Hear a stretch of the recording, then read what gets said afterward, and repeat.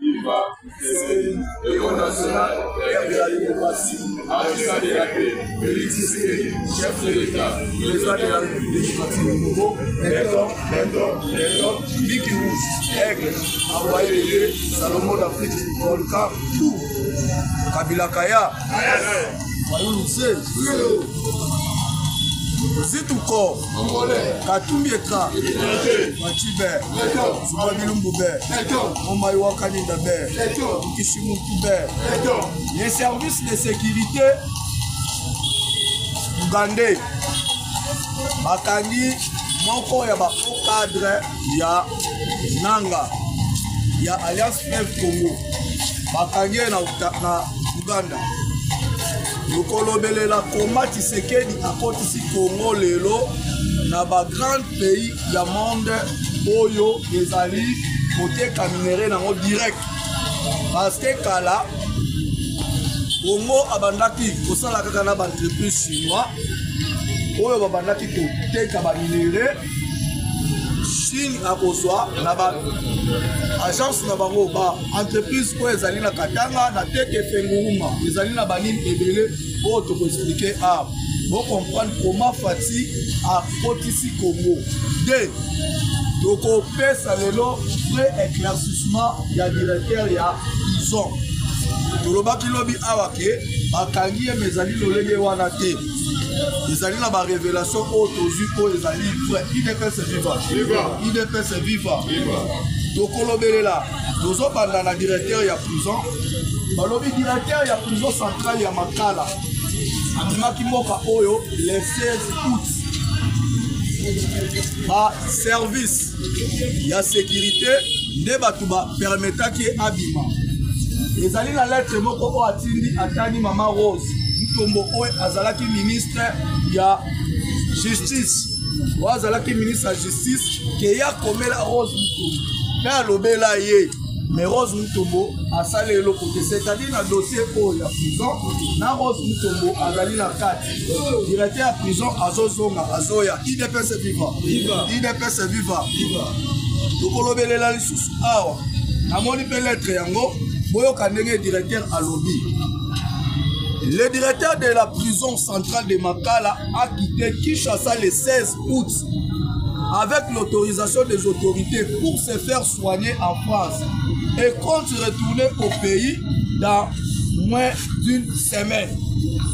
Un an durant, Youssouf Maliki a alerté Rose Mutombo, imminente de la justice de l'époque, sur les risques d'implosion à Makala. Les unités engagées pour la sécurité périphérique de la prison ne viennent qu'avec des petits effectifs. Alobi, selon lettre naye, Oyo Atindi, parce que Bazolo Baawake, Ye Azali complice na makambo. Alobi akomela ka Mama Rose Mutombo. Akomela ka ye, mais effectif o babanda continue na prison, ezalaki mukie. Ezali ba révélation Oyo, ebimi na mukolo ya lobi, parce que alobi na fait une semaine Oyo, Azali koya a. Doye pe comment on appelle les IDPS viva. Congo mon pays. Fati mon pays. IDPS mon pas. Remise reprise na Jésus-Christ. Pouvoir autre kotika yango. Kolo yeso ko. Délégation ya gouvernement congolais bazali na ai na ce pays. Alors une délégation du gouvernement congolais est à Aïe pour finaliser la plainte de la RDC contre le Rwanda et son président terroriste Paul Kagame pour des crimes de guerre et génocide commis contre la population congolaise à l'est de la RDC. Donc, délégation, il y a gouvernement congolais, Bakena Aye, dans ces pays, on a finalisé une plainte contre le président rwandais. On a des crimes, Oyo, Masali na sol congolais, les alliés d'information, Oya lobby. Je m'en na Sud Kivu, ministre des Finances provincial, na Est, na Sud, Dorothée Nganiza Masirika a révoqué gouverneur. Il y a province, il y a Sud Kivu, Jean-Jacques Barouzi on a Azumbo on a banque en place 5 millions de dollars sans que le ministre de la Finance a kokakoyeba. Donc à révoquer la ministre Otozoloba, gouverneur Yassine, Jean-Jacques Barouzi Azali révoqué pour avoir notamment sollicité sans autorisation auprès d'une banque un prêt de 5 millions de dollars non de la province. À quel cause misolo à l'État sans que Akoka pour informer Bayendenge Bazali Kotambisa province. Parce que awa ndenge tozali na Kinshasa tozalaka na autre bengi gouvernement provincial tozali na ministre la finance provincial nde makambo tozali na ngwa le vrai wazalendo l'État a décidé boy pona makambo ya ba wazalendo IDPS viva IDPS viva l'État décide à lobby ba vrai wazalendo esengeli ba rejoindre ba FARDC mais ma faux au front, ma raison de la part de ces front. Les faux Wazalendo seront traqués et en cas de force majeure, ils seront mis à la disposition de la justice militaire. Alors, ma vrai Wazalendo va rejoindre la part de ces front. Mais ma faux, au cas de force majeure, ceux qui vont s'entêter, va recourir la justice militaire là-bas. C'est-à-dire ceux qui vont le force, va recourir la force. Dans mon colonia lobby. Safu alingaki kobima akende na Dubaï mais ba service ekangiye ezongisie balobi mutu akobima awazali donc Daniel Safu lobi balobi Daniel Safu empêché de quitter Kinshasa, il devrait se rendre à Dubaï pour un séjour privé.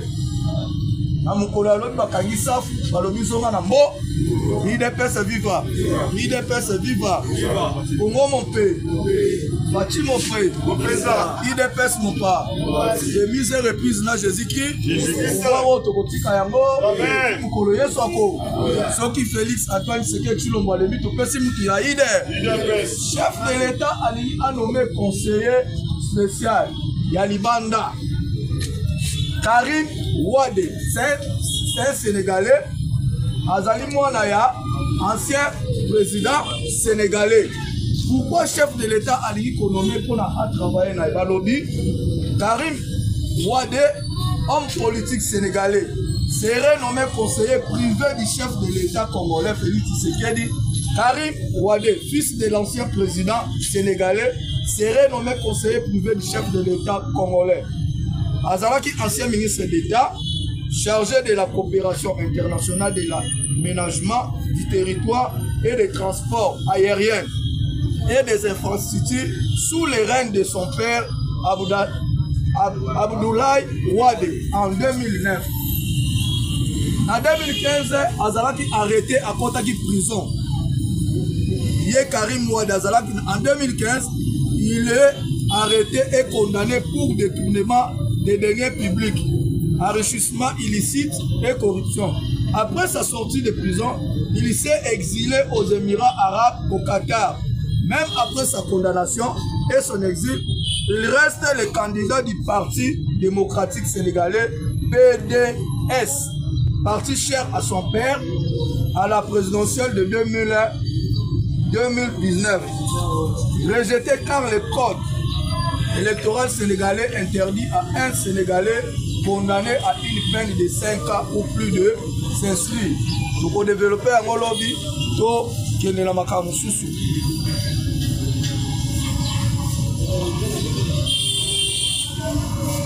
La Chine, les droits de douane à tous les pays les moins avancés. La Chine a décidé d'accorder à tous les pays les moins avancés PMA ayant des relations diplomatiques avec elle, dont 33 pays d'Afrique, une suppression des droits de douane pour 100% des lignes tarifaires. Donc Chine a favorisé ma pays Oyo, Bazali na relation nae, Bazon compté 33 pays africains. Alongoli ma douane, c'est-à-dire son moké pour son madjou na Chine, Alongoli douane à 100%. 100% au balongoli, c'est-à-dire la kisike, ma paye aux années en relation, ma kofuta et l'autre côté. Des années décision pour les soignés. IDPS viva. IDPS viva. Violent affrontement entre les rebelles du 1-23 et groupes armés locaux près de Kichanga, notamment à Bukombo et Bouchoucha, territoire de Rutshuru. Détonation entendue au point Sissa et à Kizimba. Sème la panique, les habitants restent pour être citation tandis après combat à Bachile, Kayembe et Massissi. Donc les aliments masalami na mukolo ya lobi oyo esalami na mukolo ya lobi toye sikoyo na makambu ya makasi. Toye sikoyo na makambu ya makasi. Bolanda niveau Tshisekedi a commissi Congo, IDPS viva. IDPS viva. Congo mon pays. Bati mon pays. IDPS mon part. Balobi un grand n'est jamais petit, dit est Maxime Wolf du Sénégal. Notez bien, c'est à travers la télévision maintenant que les ennemis qui opèrent à l'intérieur en intelligence avec les puissances étrangères de l'axe du mal, ainsi que les ennemis qui opèrent à l'extérieur voient de leur propre ciel les réveils en puissance de la République démocratique du Congo. Toko Tasikoyo Namakam, IDPS viva. Bolanda yango bien. Félix Tshisekedi fait désormais entrer la République démocratique du Congo dans les cercles de nations qui vendent directement l'air, minerais stratégiques, cuivre, cobalt, or, diamants, etc. sur les marchés internationaux comme les pays pétroliers arabes. Alors, Félix Tshisekedi fait maintenant entrer le Congo, la République démocratique du Congo, dans un pays où il y a minerais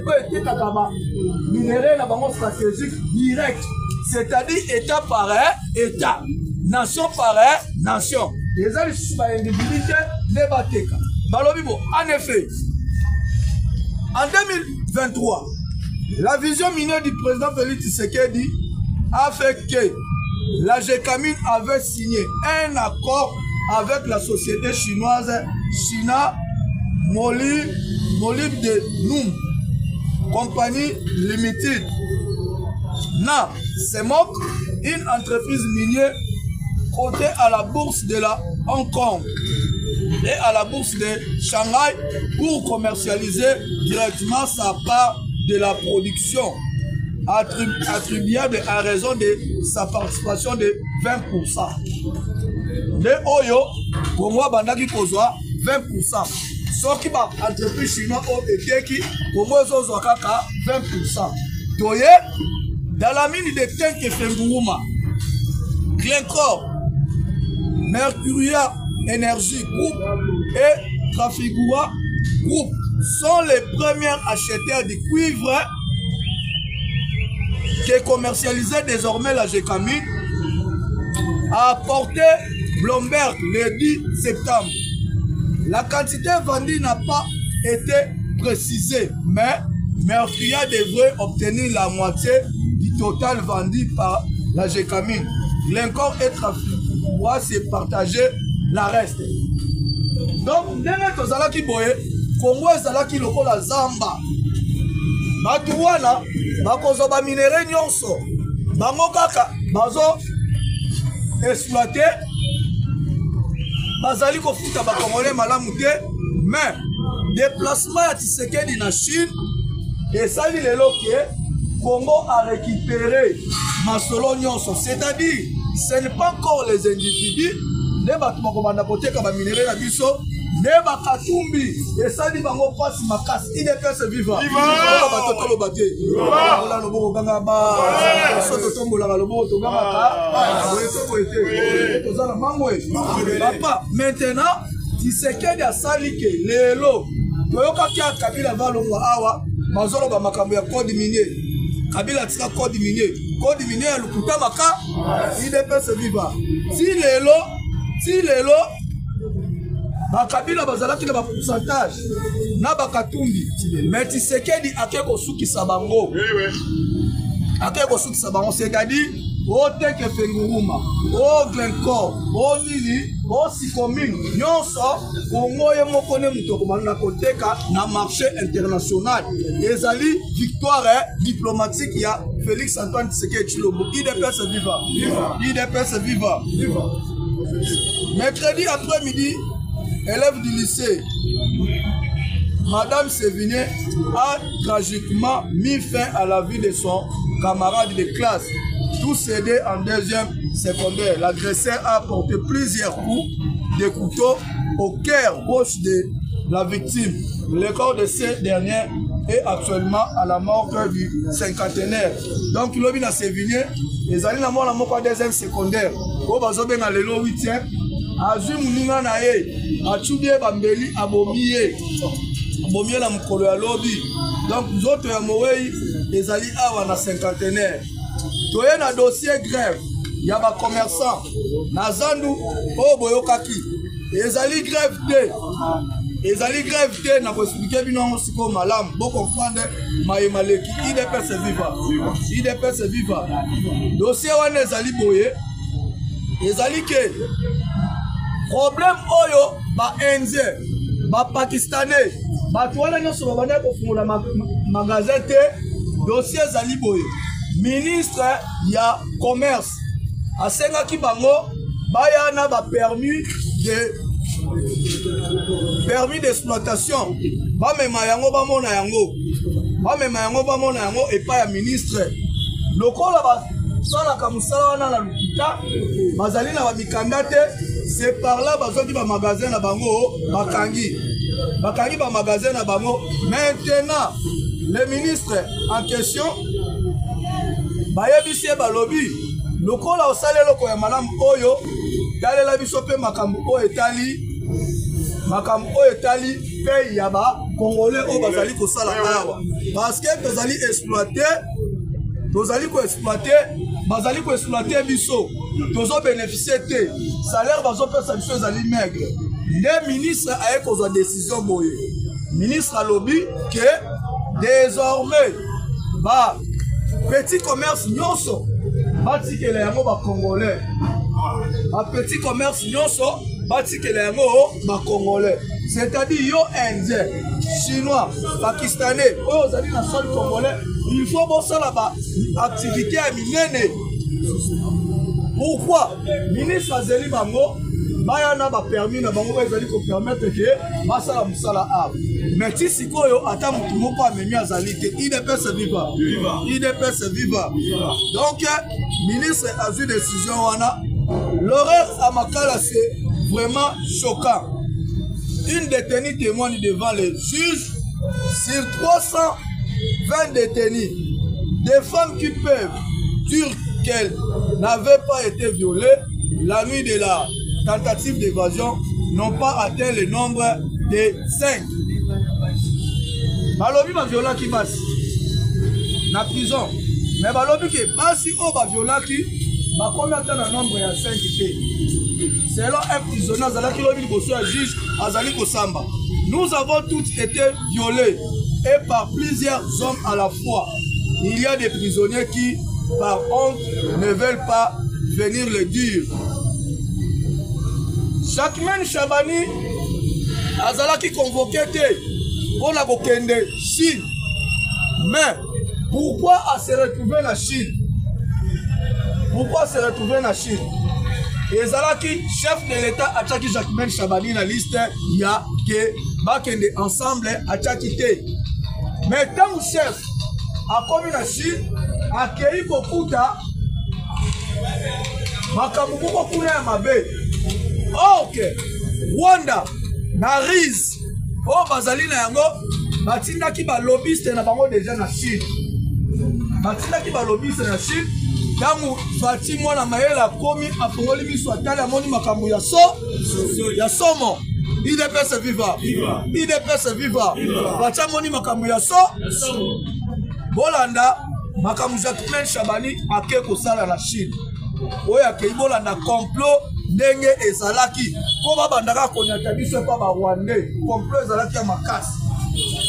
Balobi le VP en charge de l'intérieur Jacquemain Chabani a sauvé la RDC contre les pièges du Rwanda en Chine grâce au coaching de Fatih Beton.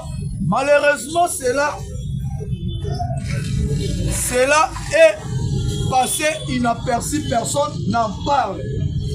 Jacquemain Chabani a aussi sauvé Congo na Chine. Na coaching ya Moma Iwakani Ndamu Kishimu. Papa, toza na morgue te tozali na parlement de IDPS viva. Olingaka tango tozopesa yo tozongisa nde. Tozo répondre te pona ni tombola loboka baba. Bolanda. En réalité, le VP en charge de l'intérieur n'était dans la délégation qui devait accompagner le chef de l'État en Chine. Il a été rappelé en urgence par le président Félix Tshisekedi pour déjouer un plan machiavélique tendu par le Rwanda. Azalaki na délégation te. Maintenant, tant que Fatia Kei a formulé soit taliboé, ezalaki na plan moko ya mabe contre la République. Bolanda. Quel était ce plan? Le Rwanda, dans ses œuvres avant la tenue du sommet Sud-Afrique, avait envoyé ses lobbying pour proposer à la Chine d'exécuter un plan. Ce plan consistait à demander à tous les responsables de la sécurité de la région du Grand Lac de faire un mémorandum où tout devait signer. Ok. Par conséquent, la Chine a réuni tous ses responsables de la sécurité, ministres de l'Intérieur de la région des Grands Lacs, afin de signer ce mémorandum d'une collaboration entre ces pays signataires pour se partager les informations liées à la sécurité afin de sauver la région. On a une proposition à Rwanda. Une russe dit Rwanda pour avoir de nouveau le contrôle sur les renseignements de la RDC. Donc Rwanda salini. A sololi na ba chinois tili ba lobbyiste na ye. Ba ke kuna ba sololi ke tozo benisa parmi ba pays nyonso ya Grand Lac to fonda ensemble to ko signer mémorandum moko biso nyonso. Bona ke to banda ko se partager le souci nini ba information ya Grand Lac bona to sécuriser Grand Lac. Oh que piège tandis zalaki nini ke sous contrôle ya l'information ya République démocratique du Congo parce que awa tozoloba ayo komi koleka bango liko bazomona yango lisusu parce que boyokaki maloba Poutine alobaki Poutine alobi ke soki nabatelaka Kadhafi te ezali po seri wana nazalaka premier ministre mais ba président nyonso oyo bazali ba allié na nga ba ami na ngai tango o lelo na komi président isengeli na batela ba y compris na Félix Antoine Tshisekedi Tshilo makamu na ye komi koleka bango na mi IDPS viva. En effet, une photo de famille était déjà prise et un protocole, d'accord, mais après avoir bien lu ce mémorandum, le VP en charge de l'intérieur Jacquemain Chabani a refusé de signer et déclara ce qui suit. Azui na bango photo famille na ministre Nabiso, na ba ministre nyonso a Grand Lac intérieur. Mais après, dans Chabani atangi yango, aboyi ko signer. C'est-à-dire biso na makambo wana tozali, IDPS viva. Tous les pays ici qui veulent que nous puissions partager les renseignements. Voilà Chabani mtozoloba. Après ko boya ko signer. Tous les pays ici qui veulent que nous puissions partager les renseignements, nous avons coopéré sur les renseignements il y a plus de 20 ans avec le Rwanda. Tous ces pays ne nous ont jamais aidés. Chez nous, on continue à tuer notre agresseur, c'est le Rwanda. Mais parmi tous ces pays, aucun ne parle. Alors, dès lors que vous ne condamnerez pas d'abord le Rwanda, moi, je ne signe pas. Demandez d'abord au Rwanda de retirer ses troupes sur notre sol. Voilà les déclarations fermes. Alors, il va payer au Nyonso. Tous les gens sont là, Grand Lac. Tofandi awa depuis 20 ans. Tous les gens sont pays membre à Grand Lac. Mais, tous les gens qui la bino tam kolomo côté, bon condamné Rwanda. Yango, n'a pas signé, et tu partager renseignement pendant 20 ans na Rwanda. Parce que, accord, il y a les maires, et le bas qui boye, il ne peut se vivre. Encore, il y a les maires et le bas qui boye. Les sols et les sous-sols appartiennent à Rwanda et ses alliés. C'est-à-dire, alliés à Rwanda, Rwanda, Rwanda qui travaille ensemble dans le renseignement de la République démocratique du Congo. Il y a des informations au Congo et qui fuitent directement dans Rwanda. Maintenant, la politique ya Tshisekedi, ayelelo akati makamboua, il ne peut se vivre. Donc, Jacquemin a lobby. On a signé, il faut dans Rwanda, abanda ko retirer ma troupe naye na sol congolais. Il ne peut se vivre. Il ne peut se vivre. Tozali la question moko o ezali ya makasi awa na koyoka yango na betela bino makambo ezole kasiko na mokili. Le chef de l'État a échangé ce mercredi à la Cité de l'Union africaine avec Christian Bosembe, président du Conseil supérieur de l'audiovisuel et de la communication, CESAC, sur la nécessité de la salubrité médiatique en RDC. Selon Christian Bosembe,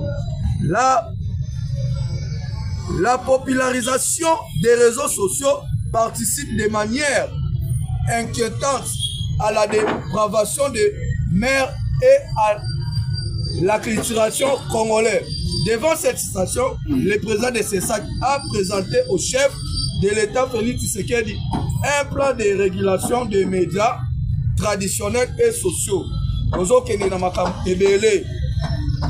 La signature de coopération militaire entre Chine et la RDC, cela révèle du génie politique de Félix Tshisekedi. Congo a signé coopération militaire na Chine, a signé coopération yaba policier na Chine. Donc cet homme vient de contourner les pièges lui tendus par les Occidentaux qui n'attendaient que le faux pas qu'il aurait commis en s'occupant ouvertement à la Russie pour lui créer des ennemis. Occidentaux, babandaki kozela, Tshisekedi akende mbala moko epa akende sokaka ke directement na Russie, directement na Russie pour ba créer le Congo piège. Plan ezalaki ndenge wana. Mais Fati a s'y prendre bango. Boutaki kolanda a dernièrement na Belgique. Alobi boye. Chine na Russie bazali sincère. Bazali ba allié moko sincère. Au contraire na occidentaux. C'est-à-dire si je veux coopérer, mais sengeli na coopérer na ngana bango. Ne akemba la moko na Chine a hésité te. Tozali pe na caméra te bande ko na ngai. Hein? Au bouger. Au bouger. Akoki ko soma méga, ba matsa biloko wana. Ya bande ko to ko ba information. Il ne peut se vivre. Il ne peut se vivre. Pour ceux qui ne le savent pas, les intérêts russes en Afrique sont protégés par les Chinois. De plus, Russes et Chinois ont toujours fait des manœuvres militaires dans la mer qu'ils partagent, échangent des renseignements militaires, voire des équipements. Donc, ceux qui vont éviter, si nous avons ici, Bandakala va partager des renseignements. Même dans Maï, Bazali ko partager expertise na bango. Ndenge Tshisekedi akena Chine, c'est-à-dire à côté déjà na Russie mobile. Après tozo kene pe makambo ya brique ça pe moto zo ya maka. Il ne peut se vivre. Il ne peut se vivre. La pire sorcellerie de l'histoire, c'est lorsque l'accord de coopération militaire a été signé entre les deux pays, la RDC et la Chine. Mais les inconscients de l'opposition la plus fragile que la RDC ait connue depuis son histoire commence en disant que ça n'a rien à voir avec la défense chinoise. L'accord a été signé avec un groupe d'individus, les Ali Kindoki. Opposants verrouillés. Opposants à PTP. IDPS viva. Opposants à PTP. Balobi que signé na défense chinoise signé on a un individu. To signé na un individu nengeni. Oh que ça là qui m'a cambié état na e. Boyeto boyete. Et ça là qui m'a cambié état na e. Ko bango azolo ba o. Des fois ça fait rire. Et pourtant, on n'a pas besoin de porter des lunettes pour voir les grandes des généraux 3 étoiles sur l'épaule de ces officiers de l'armée chinoise. Et ça qui signé, généraux chinois, ba 3 étoiles, ba 4 étoiles, na ba oya biso, ba signé nini wana. Mais, toza na ba image ao, ba image ezalia. Mais bakomi biloba loba loba makambo ezana mutuna makolo mais bakotuna ngu kula koloba tuna même alelaka IDPS viva IDPS viva Bobo mon pays Fachi mon frère IDPS mon pas remise et reprise na Jésus-Christ pouvoir automatika yango Ituri il y a 44 minutes les denrées alimentaires devenus là au centre de négocier des commandes, les milices sont pointées du doigt. On a battu Kakoza, Milei, awa et commis problème na Ituri, ne ba pointé ba assaillant, toba tomboki, misapisiko apona batu bazali comme on passe. La cartel de la mafia par son président Richard Al-Shayer et Mohamed Ibrahim Amadou alias Momo contre le ministre d'État. Batouya mafia, ndenge bomoni bacheli Constant Mutamba poison, na ba ministre na ye, ake kozwa baso ya approprié wapi na Kiba. To explique ki yango lobi approprié Kiba. Ministre Oyo, azobangisa ba occidentaux, autaki ko sala sortie médiatique moko a Constant Mutamba. Alobi dans ma vie, je n'ai jamais voyagé dans le pays mon côté Europe. Na vie nangai, na kenda Amérique te. Na kenda ni Belgique ni France. Na tangi ba classe nanga nyonso awa na Congo. Na via kapero kende pe ba pays occidental te. Maloba wana, tangu batu o bayoki yango, c'est par là baluki Constant Mutamba na ba mafia na bango nyonso bazar ya ba magistrat, ya ba nini ti bayako. Je suis coup n'est pas chef de l'État Tali. Alobité, Mutamba, Azolongolanga Sony, Boeto Boete, Azolongolanga Sony, Maëlle la million, Maëlle no so Maëlle, Mutamba, Aboya. Alobi Bandana na Premier ministre. Est-ce que bon moninga na changer Mutuka? Nazotambola na Mutuka na oil. Pena kotambola, on a za la posa kotonga ba immeuble te. Aza la posa kosomba ba mituka cher te, mais naza la posa na tolongola maladi na kati ya justice ya Congo. IDPS viva. Naza la posa kaka tolongola maladi na justice ya Congo. C'est par là balukier si ba eko pesa e poison oyo alie. Na minute o Mutamba azali wapi? Azali na Kiba. Kiba azali parmi ba pays oyo bazo s'adhérer awa na Russie na BRICS. Donc bango na ba occidentaux bazo yokana te. Basali déjà bloc na bango, bloc oyo yango nde ko changer makambo ebele. Tuerie d'un élève à Goma, quel crime abominable que d'ôter la vie à un enfant qui aspirait simplement à apprendre et à devenir un homme. Wana Katumi Mutazoloba. Évasion ratée à la prison. Makala Youssouf Maliki Joseph, bouc émissaire d'un drame qui pouvait être évité. Déjà, Tositolobi a commis l'être naï awa. A commis l'être naï awa. IDPS viva. IDPS viva. Accès aux charges publiques. exécutif en RDC. Justin Kalumba fustige les comportements des juiceurs incompétents. Ba juiceurs, les ali bao balingi kaka bazwa. Bazwa kaka bakoma bazui. Le directeur de la prison de Makala n'a jamais fui. Il a été autorisé à quitter le pays pour des raisons médicales mises au point. Alobi Azozonga, arrestation de 7 Kikoun, le dépassement du délai légal de 48 heures de détention préventive constitue une violation flagrante de ses droits. Claude Lubaya. Kangu, 7 Kikoun abandonne au final de Tshisekedi a débordé le balangage. Biso totelemi awa, tozo pesa information. Tozo lobela information. Tozo dépasser langage te, na ya kofinga mutu te, mais na ye po bana mboka ba comprendre makambo ezali kole. Boye to boyete. Mais yo koleka, ozo ya ozo finga mukonza mboka. Ozo finga mukonza mboka koma za muninga na yo. Mukonza mboka zala muninga ya mutu te. Mukonza mboka azali oyo nzamba poni pona kobatela ekolo mabele na se nango likolo na yango pe bisika nyonso awa pe bapesi biso ba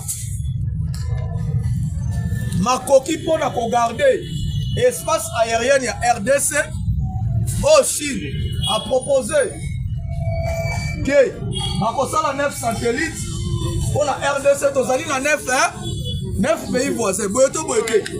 IDPS viva. Nous avons 9 pays voisins. Biso tozali na 4. Bakosala 9 satellites. Na 9 satellites wana. Bakochamo na ba ngambu ya ba voisins na biso nyonso. On a to banda kotala l'information ya mboka malamu. Un grand Congo. Oye tondi na bozu. Na mai na mabele na zamba. Jamais koki kozanga ta satellite moko. Baboma kimboka o makasi et pas batu o bazalaki awa. Question ezali awa, que se passerait-il alors d'une guerre entre la Russie et les États-Unis? Mais ekotika la sala mate pourquoi bozela na révéler bino makambo a.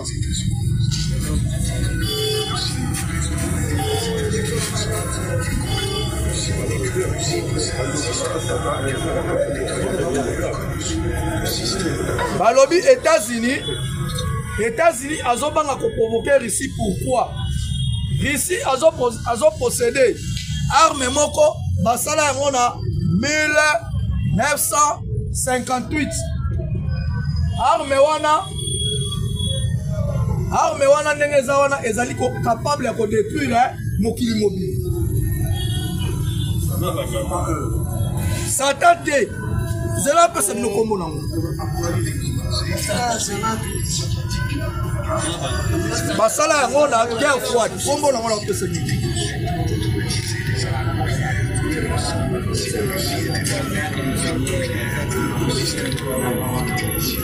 babengi yango système ya mamorte kombo nango arme wana ndenge azali wana mutu oyo asimbi yango ezalaka président de la République. Yenda simbi yango babengi yango système ya mamorte. Système ya mamorte eza ndenge nini? Soki Russie ezali attaqué na ba arme nucléaire yembala moko alamuki. Yango États-Unis azobanga ko provoquer Russie directement. Azokende na nini na ba pays na bango membre ya OTAN. Azokende na OTAN pona nini? Azobanga ko provoquer Russie directement. États-Unis a connaissance de ça. Ayebi ke Russie azali na arme moko oya mamorte soka beti yango et détruit mukili. A part Satan de babimisaki yango kapona kobamisa ba occidentaux wana. De babimisaki yango. Mais Russie azali premier pays au monde où azali ko posséder ba arme nucléaire et belé ko quand même États-Unis d'Amérique. IDPS viva. IDPS viva. Congo mon pays. Fatima mon pays. IDPS mon pas. Avant bokende na kolinga bolanda yango ndambo ko makambo wana c'est très capital. c'est très très capital. IDPS viva. IDPS viva. Kabila Kaya. Bayou Loussé. Situbou. Katumbi Etra. Latiber. Soubabilumbu Ber. Le plus costaud du monde Ber. Le plus beau d'Afrique Ber. Papa Gratité Ber. On dirait besoin du matin. C'est dans la cité. Ça serait à 4 minutes.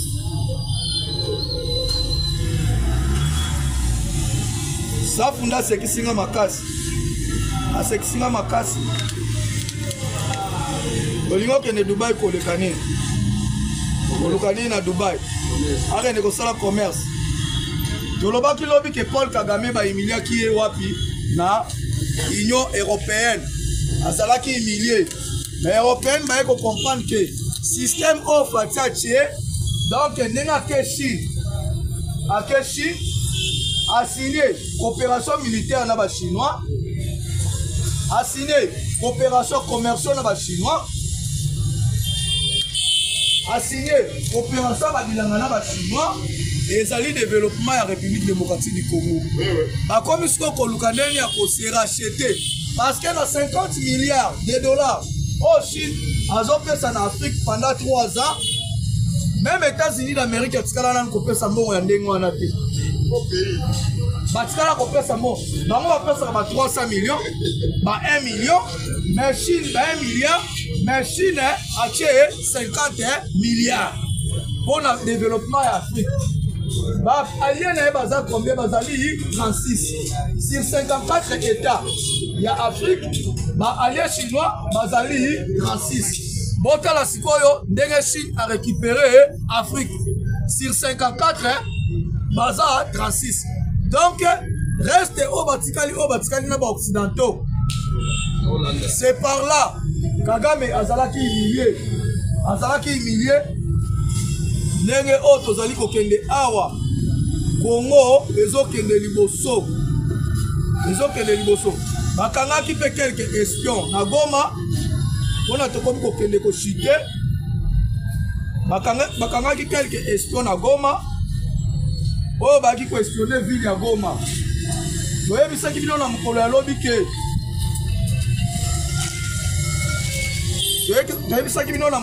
ke